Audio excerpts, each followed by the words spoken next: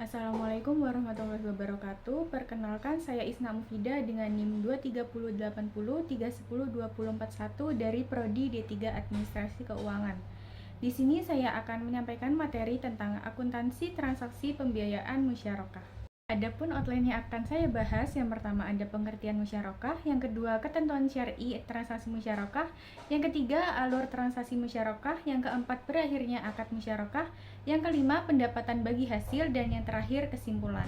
Untuk pengertian dari musyarakah sendiri, yaitu definisi musyarakah secara bahasa, yaitu berasal dari kata syirkah yang berarti ikhtilat atau percampuran, yakni percampuran suatu harta dengan harta yang lain. Sementara itu definisi musyarakah secara terminologi atau secara istilah yaitu suatu akad kerjasama yang dimana pihak-pihak yang melakukan akad menyetorkan modalnya masing-masing untuk dikelola dalam suatu kegiatan usaha dengan adanya kesepakatan pembagian keuntungan berdasarkan nisbah bagi hasil dan kerugian dibagi berdasarkan porsi modal masing-masing. Terdapat 3 bagian ketentuan syar'i transaksi musyarakah. Yang pertama rukun, yang kedua objek akad musyarakah, dan yang ketiga ijab kabul. Yang pertama rukun. Rukun akad musyarakah secara umum sama dengan akad-akad lainnya, yaitu adanya pihak-pihak yang melakukan akad, objek akad, dan ijab kabul. Perbedaan rukun akad musyarakah dengan akad lainnya yaitu pihak yang terlibat dalam akad disebut dengan mitra, dan objek akad musyarakah yaitu berupa modal, kerja, serta keuntungan dan kerugian. Yang kedua, objek akad musyarakah berupa modal, kerja, dan keuntungan dan kerugian. Yang pertama, modal. Modal yang disetorkan oleh masing-masing mitra harus tunai, baik itu berupa uang tunai, emas, perak, atau setara kas lainnya yang dapat dicairkan secara cepat menjadi uang atau aset kas. Yang kedua, kerja. Partisipasi para mitra dalam pekerjaan merupakan dasar pelaksanaan musyarakah, akan tetapi kesamaan porsi dalam pekerjaan bukan merupakan syarat. Yang ketiga, keuntungan dan kerugian. Dalam hal pembagian keuntungan, Dewan Syariah Nasional mewajibkan untuk menghitung secara jelas keuntungan yang dihasilkan dari usaha musyarakah untuk menghindari sengketa di antara para mitra. Jika usaha musyarakah mengalami kerugian, maka semua mitra ikut menanggung kerugian sesuai dengan porsi modal masing-masing. Yang ketiga atau yang terakhir ada ijab kabul. Ijab dan kabul harus dilakukan oleh para mitra untuk menunjukkan kesungguhannya dalam melaksanakan suatu akad serta usaha yang akan dijalankan dengan memperhatikan hal-hal berikut. Yang pertama, penawaran atau ijab dan penerimaan atau kabul harus menyatakan tujuan kontrak akad secara eksplisit. Yang kedua, akad harus dituangkan secara tertulis melalui korespondensi atau dengan menggunakan cara-cara komunikasi modern serta disaksikan oleh para saksi atau notaris. Selanjutnya, alur transaksi pada musyarakah. Yang pertama, kesepakatan awal akad. Pertama, pada tahap awal, para pihak yaitu bank syariah dan nasabah melakukan kesepakatan akad musyarakah. Dalam kesepakatan ini, mereka menentukan besarnya modal yang akan disetor masing-masing serta pembagian keuntungan atau nisbahnya. Tahap ini penting karena menjadi dasar kerjasama dan kesepakatan kedua belah pihak selama usaha dijalankan. Yang kedua, penyetoran modal. Setelah sepakat, kedua pihak menyetor modal sesuai jumlah yang telah ditentukan. Modal ini bisa berupa uang tunai, emas, perak, atau aset lain yang setara kas.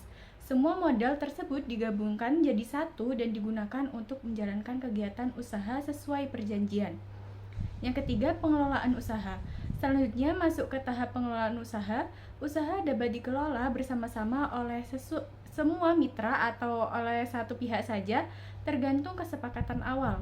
Dalam tahap ini, semua proses dijalankan secara transparan supaya tidak ada kesalahpahaman di kemudian hari. Hasil dari kegiatan usaha ini menjadi dasar pembagian keuntungan atau kerugian. Yang keempat, pembagian keuntungan atau bagi hasil. Apabila usaha menghasilkan keuntungan, maka hasilnya dibagi sesuai nisbah yang sudah disepakati sejak awal. Pembagian ini tidak selalu berdasarkan porsi modal, tetapi atas dasar kesepakatan bersama. Namun kalau terjadi kerugian, maka kerugian ditanggung sesuai porsi modal masing-masing mitra. Dan ini mencerminkan prinsip keadilan dalam musyarakah. Dan yang kelima, akhir akad musyarakah. Terakhir, akad musyarakah bisa berakhir karena beberapa alasan. Misalnya karena kesepakatan bersama untuk mengakhiri kerjasama salah satu pihak meninggal dunia, bangkrut, atau kehilangan kecakapan hukum. Akad juga bisa berakhir jika modal usaha habis. Setelah itu, semua modal dan keuntungan atau kerugian akan dihitung dan dikembalikan kepada masing-masing pihak sesuai porsi kepemilikannya. Selanjutnya, pada saat berakhirnya akad musyarakah, yaitu yang pertama, salah satu atau seluruh mitra sepakat untuk menghentikan atau mengakhiri musyarakah. Yang kedua, salah seorang mitra usaha musyarakah meninggal dunia pada saat musyarakah masih berjalan. Dan yang ketiga, salah satu mitra menjadi hilang ingatan atau hilang kecakapannya dalam menjalankan transaksi bisnis. Yang keempat, salah satu mitra mengalami kebangkrutan, dan yang kelima, modal para mitra lenyap. Pada slide ini terdapat pengertian penetapan bagi hasil dari pandangan para ulama. Yang pertama, menurut Imam Malik dan Imam Syafi'i berpendapat bahwa proporsi keuntungan dibagi di antara para mitra berdasarkan kesepakatan yang ditentukan sebelumnya. Yang kedua, menurut Imam Ahmad berpendapat bahwa proporsi keuntungan dapat pula berbeda dari proporsional modal yang disetorkan oleh para mitra. Dan yang ketiga, menurut Imam Abu Hanifah berpendapat bahwa proporsi keuntungan dapat berbeda dari proporsi modal pada kondisi yang normal. Di sini ada contoh soal pada bagian kiri dan penjurnalan pada bagian kanan. Bisa dilihat pada bagian contoh soalnya. Dan untuk pengisian jurnal yang pertama itu, pada saat akad disepakati, untuk yang pertama, saat akad disepakati, pos lawan komitmen sebesar 100 juta rupiah dicatat di debit karena ini menunjukkan adanya dana yang disiapkan atau dialokasikan oleh bank untuk pembiayaan musyarakah. Jadi dari sisi bank, ini dianggap sebagai aset komitmen atau hak yang akan digunakan nantinya. Kemudian pos komitmen sebesar 100 juta rupiah dicatat di kredit karena ini menunjukkan kewajiban bank atas perjanjian pembiayaan tersebut. Artinya bank punya tanggungan untuk menyalurkan dana itu kepada nasabah. Lalu nasabah memberikan bagi hasil sebesar Rp1.600.000. Kas dicatat di debit karena bank menerima uang masuk, sedangkan pendapatan bagi hasil dicatat di kredit sejumlah yang sama karena ini menunjukkan penambahan pendapatan bank dari hasil usaha musyarakah. Selanjutnya untuk yang kedua, pada saat bank menyerahkan pembiayaan musyarakah kepada nasabah. Kita bisa lihat pencatatannya dimulai dari tanggal 7 April. Di sini investasi musyarakah sebesar 100 juta rupiah dicatat di debit karena bank mengeluarkan dana untuk modal kerjasama, sehingga ini menambah aset produktif bank. Lalu kas atau rekening nasabah dicatat di kredit sebesar 100 juta rupiah karena dana tersebut keluar dari rekening bank dan berpindah ke nasabah. Kemudian ada kewajiban komitmen administratif pembiayaan sebesar 100 juta rupiah di debit dan pos lawan komitmen administratif pembiayaan di kredit sebesar nilai yang sama. Ini dicatat untuk menghapus komitmen awal yang sebelumnya dicatat saat akad disepakati, karena dana tersebut sekarang sudah benar-benar dicairkan.